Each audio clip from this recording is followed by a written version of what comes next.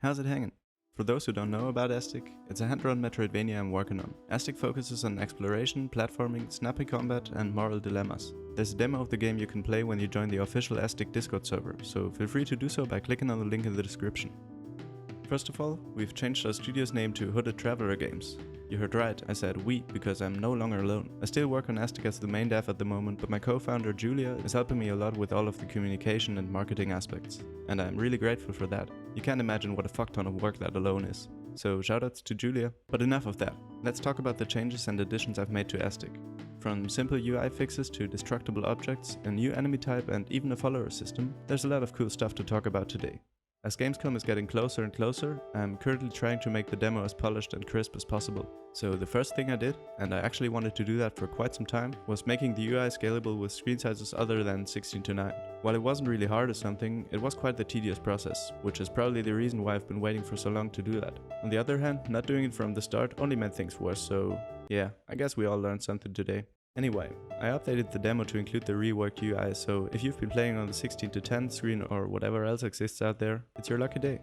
But even if that was never an issue for you, it's probably still your lucky day, as I added destructible objects to Aestik. That might not sound like a big deal for you, but if you think about it, you most likely realize how much destructive desire is inside the human mind. Have you ever just destroyed something and felt good about it? Well, I don't want to brag or anything, but I certainly have. To be specific, I'm referring to my sanity, which is slowly declining by hanging out with the Aestik community on Discord. See what they did to me?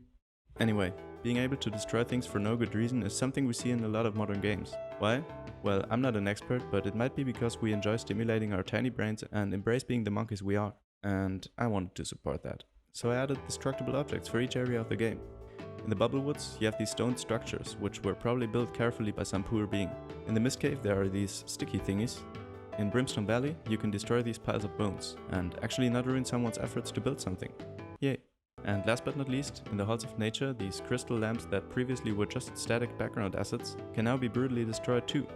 To make the implementation as streamlined as possible, I just made the objects consist of individual parts that fall down when you destroy the respective object. It's really quite simple. First, the object is static, but if you attack the trigger collider, the rigid bodies of the individual parts get activated and a force gets added to launch them in the desired direction. So yeah, have fun with that. The next big thing I've been working on is a new enemy type for the Bubblewoods. I thought about the early game and realized that it can feel a little monotonous when it comes to enemy variety, so I wanted to add a new type. I started sketching this weird looking creature and gave it the name Bloodwarm. It is somewhat inspired by fireflies as well as those jumping insects that I really don't want to have on me. And it totally doesn't look like a penis. Yeah, it's a projectile enemy that, when it spots you, just spits at you out of disrespect. Just give it a few whacks to put it in its place and go on with your life. I think that the Bloodwarm is a great addition to the early game, as it introduces the player to the bigger dangers that are to come, but also to the weirdness of the character and enemy designs early on. Feel free to share your thoughts in the comments, and of course fight a few of those creatures yourself in the updated Aestik demo. Alright, there's one more thing you've probably been waiting for since I mentioned it at the start of this devlog, the follower system. You might be asking how a follower system would fit in with Aestik's design principles, and I'm about to clarify that in a second. Let me give you an overview first. Have you ever wanted to catch them all? Well, there's a game called Pokemon you might want to play, because that's not possible in Aestik, but in the realm of Aestik you can find some odd creatures that want to join you on your journey. Some of them are hidden in the world and others can be unlocked in the Spirit Heart, which serves as Aestik's hub world. You can only have one follower at a time and interacting with another switches it out. So that's the basics. But what do they actually do? Followers in Aestik are passive. That means that they don't actively fight enemies or something, but they provide the player with some sort of effect which can change the way they approach certain situations. Let's look at two followers as an example. This one is the so-called Unborn. You can unlock them in the Spirit Heart after you find enough fragments. The Unborn's effect is a counter hit. When the player takes damage from an enemy, these explosions will spawn around them and can deal damage to the enemy as well.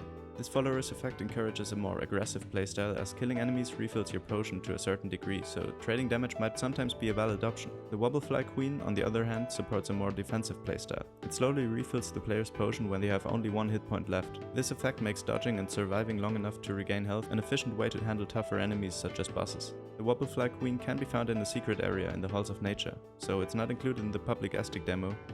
Of course, there will be more followers for you to find in Aestik when it's out. Also, there might be some changes to balance the effects out. We'll see how it all works together after testing it for a little longer, so stay tuned. And feel free to join the Discord, follow us on Twitter, YouTube and so on. It really helps the game to grow. You can find links to the social media channels in the description. Alright, that's it for now. See you after Gamescom.